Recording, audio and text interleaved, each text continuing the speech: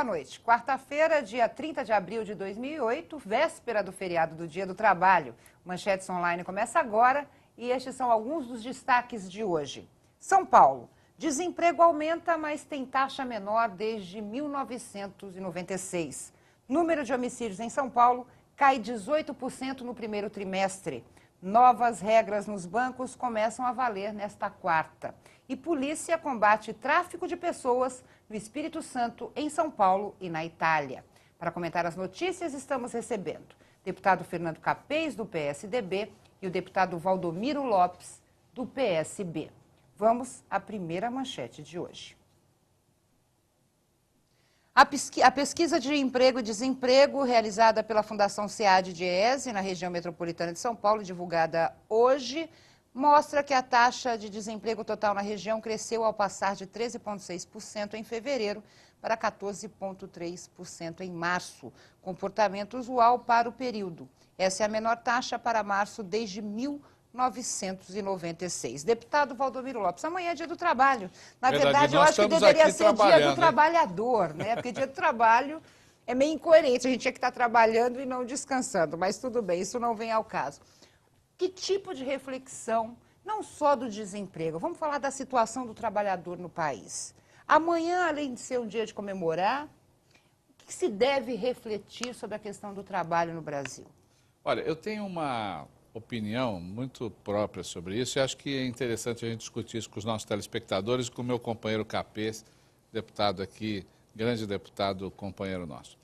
Dizer o seguinte, olha, o Brasil, as condições de trabalho estão melhorando, né?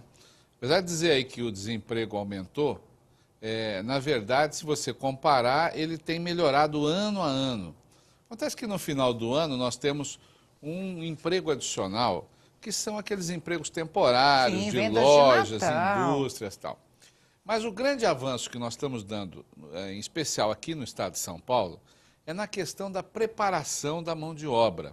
Esse eu acho que é o ganho importante que o governo do estado tem feito e que a Assembleia de São Paulo tem colaborado muito com isso.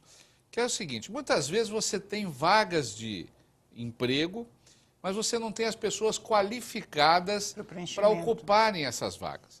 E o estado de São Paulo, com o apoio da Assembleia Legislativa, o governo, ele tem feito isso, ampliado o número de escolas técnicas profissionalizantes e ampliado muito também as FATECs, que são as faculdades de tecnologia. Isso sem contar que o agronegócio no interior do estado de São Paulo, além da ascensão das indústrias, da melhora do poder aquisitivo das pessoas e, consequentemente, a necessidade de se produzir mais, não é? Nós sabemos até a preocupação que o governo tem com a questão da inflação.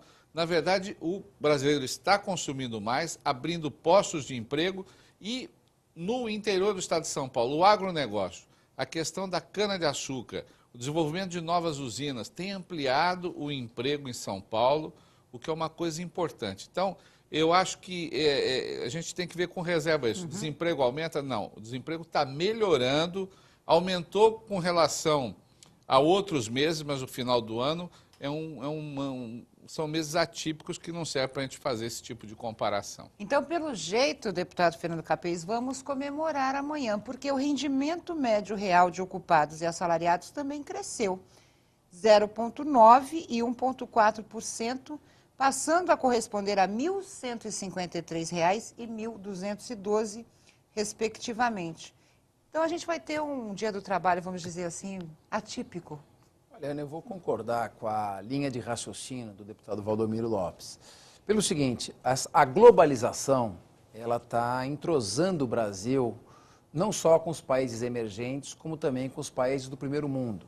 Isso vai abrir uma oferta de empregos muito grande. Essa questão colocada pelo deputado Valdomiro, do agronegócio, é sem dúvida alguma uma oferta de oportunidades muito grande. Eu estava vendo uma notícia que a Companhia do Vale, antiga Vale do Rio Doce, pretende abrir nos próximos 5 anos 60 mil postos de trabalho em razão do incremento do comércio, sobretudo com a China. Só que nós estamos com um problema. A perspectiva é boa, mas nós temos que ficar atentos. O que falta no Brasil hoje é a capacitação técnica para o desempenho de funções específicas e para a ocupação de postos de trabalho que vão se abrir. Não havendo essa capacitação técnica, sem dúvida alguma, aí o desemprego pode ocorrer, ele pode surgir. Então nós temos essas duas espadas aqui, eu diria, de Damocles, sobre a cabeça da nossa economia. Mas a partir desse momento, por exemplo, como bem disse o deputado Valdomiro Lopes, hoje o trabalhador está podendo comprar. Hoje a gente tem um rendimento médio. Hoje o desemprego, na verdade, está reduzindo pela nossa real situação. É possível se pensar em outras vertentes ligadas ao emprego. No caso, qualificação, a entrada de jovens no mercado de trabalho, que é complicada. Então, dá para se pensar nisso a partir de agora, porque as prioridades estão sendo colocadas já numa situação, vamos dizer, tolerável. Não é a situação perfeita, mas é uma situação, vamos dizer, estável. Então, deve ser um momento de discussão positivo para isso. Mas desde que haja uma palavra que, infelizmente, tem faltado no Brasil nas últimas décadas. Planejamento, para que não haja descontinuidade na administração. Pouco importa se vai sair o governo de um partido e entrar o governo de outro partido. Tem que seguir um plano metódico de economia planejada, porque senão vai acontecer desse momento áureo de perspectivas para o Brasil ser dissipado e nós não nos prepararmos para ocupar os nossos espaços. Olha, a nossa segunda manchete pode trazer uma polêmica, porque aqui na Assembleia Legislativa os deputados de oposição questionam os números divulgados pelo governo do Estado de São Paulo, principalmente na área de segurança pública. E esse é o tema da nossa segunda manchete. Vamos lá.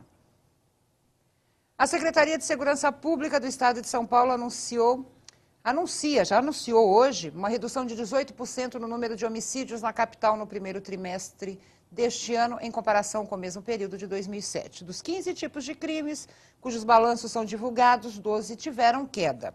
O roubo foi o crime que apresentou a maior alta na cidade, de 6,8%. Deputado Fernando Capês, podemos acreditar nesses números? Olha, tem um deputado nessa casa que eu respeito muito, é um grande amigo meu, um deputado do PT, que é o deputado Rui Falcão, um grande amigo. Ele costuma dizer o seguinte: esse papo de oposição construtiva não existe. Oposição tem que ser oposição, ela tem que se opor.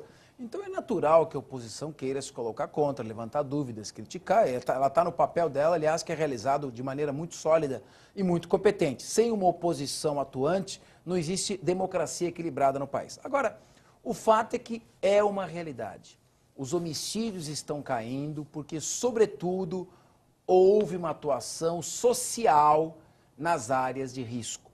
Uma atuação preventiva. Não adianta só passar uma viatura com o policial fardado, porque o policial, a viatura vira a esquina, pratica seu homicídio. Os homicídios eram praticados, eu fui promotor do júri durante muitos anos e eu conheci o começo, o meio e o fim de tragédias humanas.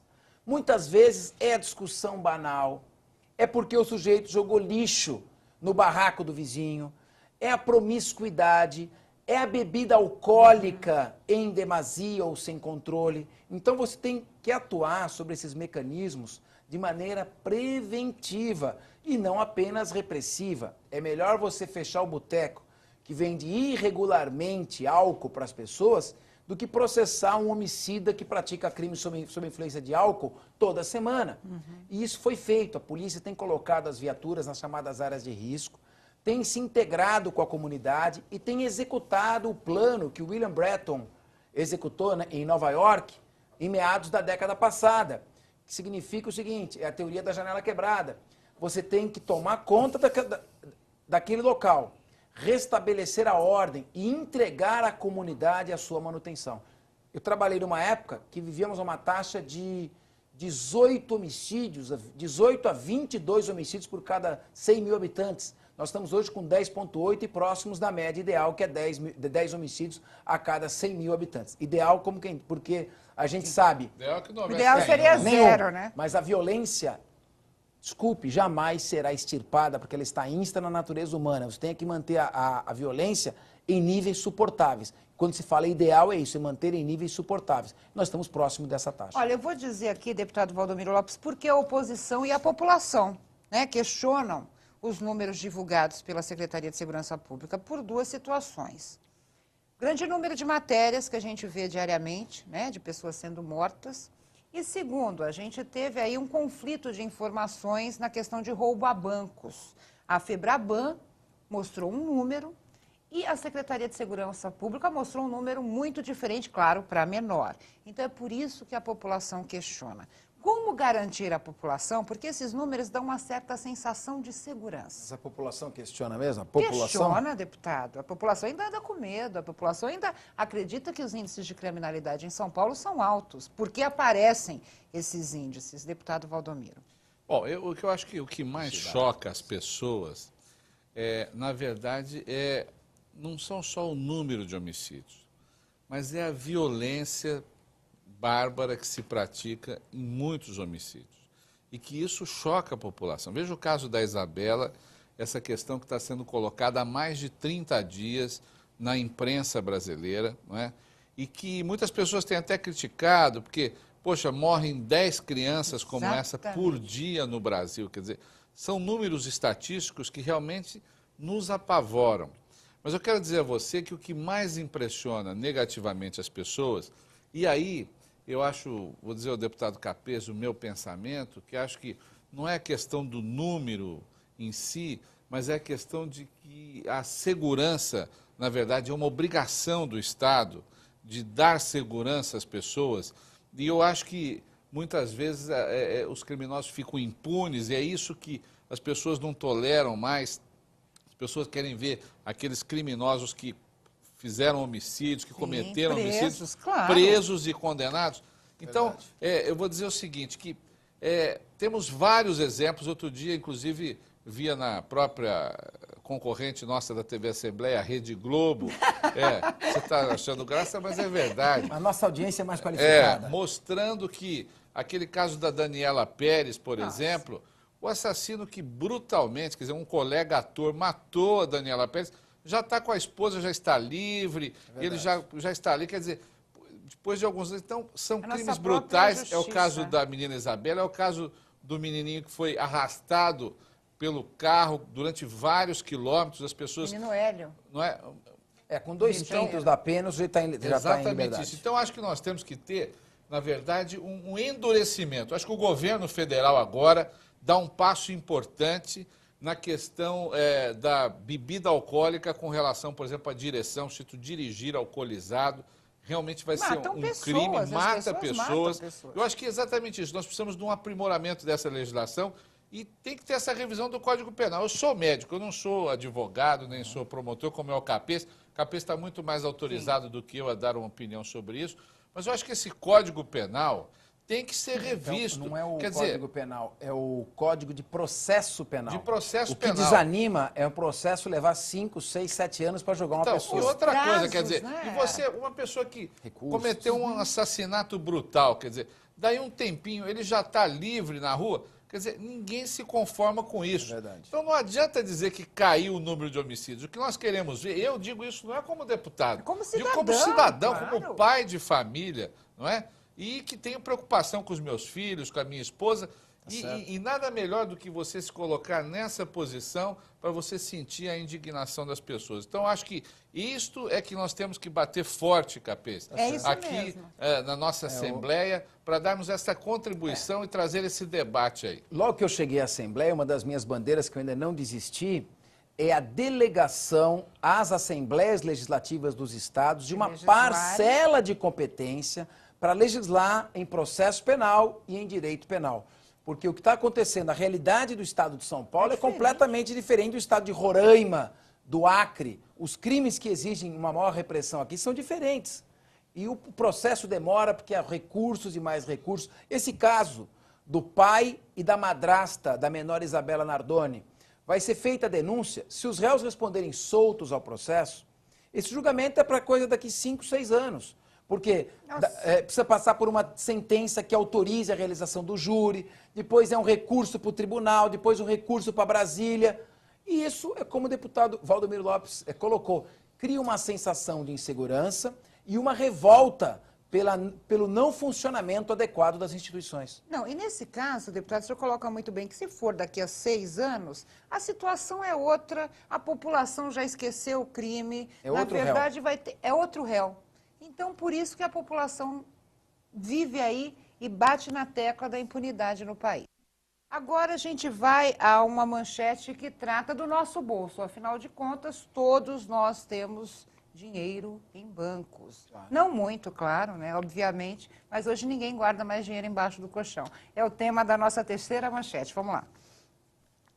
Começam a valer hoje novas tarifas determinadas pelos bancos em função da entrada em vigor da terceira e última fase da nova regulamentação do Conselho Monetário Nacional e do Banco Central sobre tarifas, que foi divulgada em dezembro do ano passado. Com a mudança nas regras, as instituições financeiras passam a oferecer 4 tipos diferentes de serviços: os essenciais, os prioritários, os especiais e os diferenciados. Deputado Valdomiro Lopes.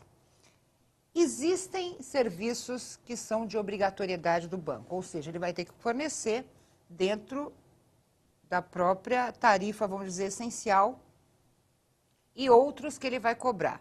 O que eu questiono é o seguinte: essa unificação de nomenclatura, tudo bem, agora os preços cada um continua fazendo o seu. É verdade, eu acho que isso o consumidor tem que tomar cuidado, porque é uma coisa que a gente paga e muitas vezes não presta atenção, porque poucas pessoas vão lá conferir o extrato bancário. Experimente somar você, nosso telespectador, nossa telespectadora, do quanto vem desses pequenos lançamentos, pequenos entre aspas, que somados no final do mês dão uma quantia expressiva, que vem lá 13 reais disso, 5 reais daquilo. E eu acho que o sistema bancário, na verdade, ele já fica lá de posse do nosso dinheiro. Aplicando da maneira que quiser. Exatamente. Quando está na conta corrente, uma parte ele pode aplicar, inclusive, para obter ganho financeiro disso. E quando você vai fazer uma aplicação hoje, a não ser que seja uma aplicação de risco, mas se for uma aplicação conservadora, quer seja em poupança, quer seja nessas aplicações tradicionais, o seu rendimento é mínimo. E quando você usa o cheque especial, ou então usa as tarifas... Cartão de crédito, cheque exatamente, especial, vê empréstimo. as tarifas que são praticadas, você quase morre de esforço para poder pagar. Portanto, eu acho que isso é uma falha ainda que existe na questão da relação do governo, que isto é uma concessão, né? Os bancos, na verdade, eles são credenciados pelo Banco Central, eles têm que ter uma licença de trabalho para fazer isso. Eu acho que o governo podia ser mais duro com as instituições financeiras, é lógico. Ninguém é contra que banco ganhe dinheiro. Aliás, o banco já presume-se que é uma instituição feita para ganhar dinheiro, mas que, na verdade, proteja principalmente o cidadão comum, que já paga tantos tributos e que, na verdade, tem mais aí um tributo disfarçado e que muitas pessoas nem percebem o quanto pagam. Eu percebo e, às vezes, fico revoltado. Olha, só para informação dos nossos telespectadores, como eu disse, os serviços essenciais não vão ser cobrados. Para conta corrente são fornecimento de cartão de débito, segunda via do cartão de débito, desde que não solicitada pelo cliente, 10 folhas de cheques por mês, 4 saques no caixa ou terminal de autoatendimento, 2 extratos por mês, contendo a movimentação mensal, realização de consultas via internet, 2 transferências de recursos entre contas do próprio banco, compensação de cheques e fornecimento do extrato anual com as tarifas cobradas. Então, os outros serviços entrarão nesses outros modelos de, vamos dizer assim, de serviços mesmos prestados pelos bancos. Deputado Fernando Capês, a questão é a diferença no preço e também, por mais que a gente fale, né, o banco sempre está no ranking das empresas que as pessoas reclamam mais. E segundo, os bancos estão no primeiro no ranking das empresas ou das instituições que mais faturam. Quer dizer, deveria haver uma certa, vamos dizer assim, uma certa rédea para essas instituições que não existem aqui no país. Olha, eu não concordo. Não? Acho que o governo não tem que ser duro com os bancos. Os bancos estão sofridos, coitados. Estão ganhando pouco. Eu acho que estão gastando muito no fornecimento de talões de cheque. Tá certo? Realmente, você vê o lucro que os bancos tiveram no último balanço, é para a gente ficar com pena, sem dúvida alguma. Então, é lamentável essa notícia, os serviços essenciais, prioritários, especiais e diferenciados. Tenham vergonha na cara, por favor.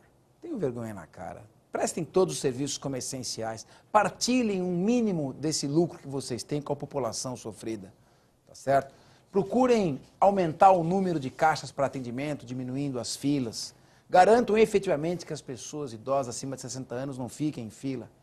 E, mesmo assim, vocês continuarão à frente com bilhões e bilhões de lucro. Muita ganância, geralmente, acaba dando resultado contrário. Olha, o pacote, né, o preço dos pacotes variam entre R$ 15 e R$ 27. Eu não vou dar aqui o nome dos bancos, mas eu acho que é uma boa oportunidade de você escolher um banco que cobre menores tarifas. Agora vamos à nossa quarta manchete, que trata da questão do tráfico de pessoas. Vamos lá. A Polícia Federal deu início nesta quarta-feira à Operação Trevizo, que tem o objetivo de investigar e combater o tráfico internacional de pessoas. Segundo a assessoria da Polícia Federal, a ação está sendo desenvolvida no Espírito Santo, em São Paulo e na Itália. A polícia informa que as investigações começaram em setembro do ano passado. A estimativa é de que o grupo enviava brasileiras para a Europa para a prostituição e cobrava de R$ 1.000 a R$ 8.000 por pessoa. Deputado, como é que está essa situação, deputado Fernando Capês? Ana, no ano de 2003, eu fui em companhia do jurista Damásio de Jesus a Viena participar de um congresso internacional sobre tráfico de seres humanos. E eu fiquei estarrecido.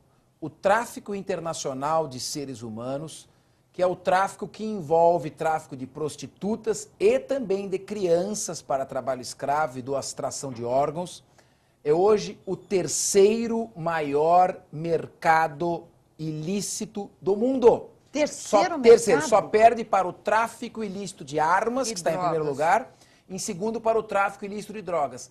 O tráfico internacional de seres humanos envolve 9 bilhões de dólares por ano. Normalmente, moças, meninas, sobretudo do leste europeu e do norte da África, mas também do Brasil em larga escala, são convidadas a trabalhar em boates na Europa e nos países da Escandinávia. Lá chegando são recebidas, a primeira coisa que se faz é confiscar o passaporte.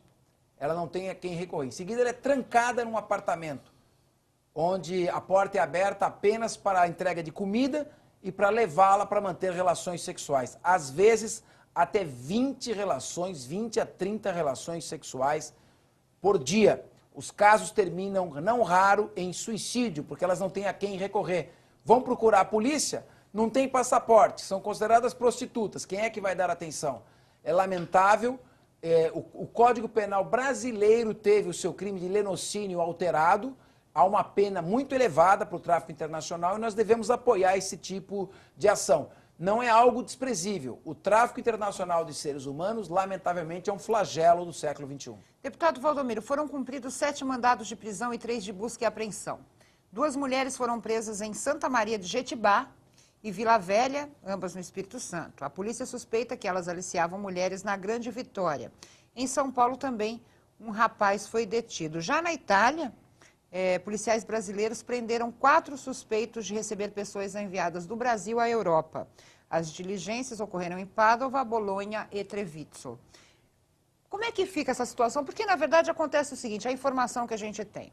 A mulher recebe, assim, uma proposta de uma vida maravilhosa, né? Você vai ter um emprego bom, você não vai se prostituir, você é uma dançarina, você vai dançar, vai receber não sei quantos dólares ou euros por mês. Euro, dólar, né? E ela vai com essa, e é maior de idade, ela vai por livre, espontânea vontade. Então, deve haver um trabalho também de conscientização, né? Para que as pessoas não se iludam na coisa do trabalho fácil fora Brasil, principalmente mulheres. Com certeza, Ana. Eu fico pensando assim, outro dia eu estava vendo uma coisa que eu não via há muito tempo, Capês, era aquele negócio de cair no golpe do bilhete premiado. Nossa. Mas tem gente que Ainda cai cai no golpe do bilhete premiado. Então nós precisamos, eu acho que os meios de comunicação e o próprio governo tem que ter... Outro dia eu via numa novela também, da nossa concorrente Rede Globo, lá Duas Caras, tem uma novela que mostrava também essa questão do tráfico de mulheres. Então, as pessoas têm que prestar atenção nisso, né? Tem que saber que não tem, na verdade, milagre mais no mundo, quer dizer, nesse mundo globalizado. E as pessoas são muito ruins, né? Mas prometem, na verdade, o céu para as pessoas e elas vão lá e sofrem tremendamente, e é um crime bárbaro que eu acho que tem que ser combatido com todo rigor pelas autoridades públicas. Olha, a gente tem um tempinho, pois Ana, não. só queria falar Claro. uma coisa aqui nessa questão do bilhete premiado. No jargão, Tem tantos golpes, no jargão né? da polícia, a gente costuma dizer o seguinte, né? No meio criminal, a gente costuma dizer o seguinte, quando existe um golpe desse, todo dia saem de casa um esperto e um trouxa. Quando se encontram, dá um grande negócio. É sempre o jeito que é ganancioso, ele quer buscar um lucro excessivo, ele acha que a facilidade surgiu, ele relaxa e aí ele é feito de bobo. As pessoas têm que ficar atentas para isso, para Afinal, não cair nesse golpe. tem outro ditado que diz o seguinte, seguro morrer de velho, né? E ninguém leva ninguém amarrado nisso. As pessoas vão, como você disse, Claro. né, Capês? De livre e espontânea Claro. vontade. Olha, eu vou aproveitar, eu tenho 2 minutinhos, mas eu não posso perder essa oportunidade, porque o deputado Fernando Capês está aqui, promotor conhecido principalmente na questão da luta contra as torcidas organizadas violentas. O deputado Valdomiro Lopes também gosta de futebol, afinal, domingo acontece o segundo jogo, né? Pela decisão do Paulistão, Ponte Preta e Palmeiras, aqui no Parque Antártica. Deputado Fernando Capês, como é que o senhor viu essa situação? Eu pergunto isso porque assistimos cenas de violência ontem, né, com as torcidas, e isso deixa a gente até perde um pouco aquele afã, aquela alegria de torcer pelo time do coração. Primeiro, elogiar o presidente Marco Polo Del Nero, que tem feito uma grande gestão, mas essa questão não é propriamente o caso de botar na cadeia aqueles torcedores que brigaram. É caso de se fazer a venda dos ingressos para estádio de futebol pela internet, em casas lotéricas, em postos de gasolina. Eu tenho um projeto de lei que eu já apresentei a esta casa, segundo o qual os detentores de estádios de futebol, nos jogos de futebol profissional da primeira divisão, todos os jogos de futebol da primeira divisão realizados em estádios no estado de São Paulo, 80% dos ingressos, pelo menos, dos lugares têm que ser numerados, e se o torcedor não sentar no lugar correspondente ao seu ingresso, ele tem direito a receber de volta este valor. 20% que pode ser destinado à torcida organizada, preferencialmente atrás dos gols, das metas, e os 80% restantes tem que numerar, individualizar, dividir em pequenos setores de 500 a 1.000 lugares, e o torcedor tem que ter direito de sentar no seu lugar, senão a devolução do ingresso. Mandei para a Federação Paulista de Futebol, e o presidente Marco Polo Del Nero deu aval. Deu um parecer Deu favorável. um parecer, para minha surpresa, favorável, disse o projeto é bom.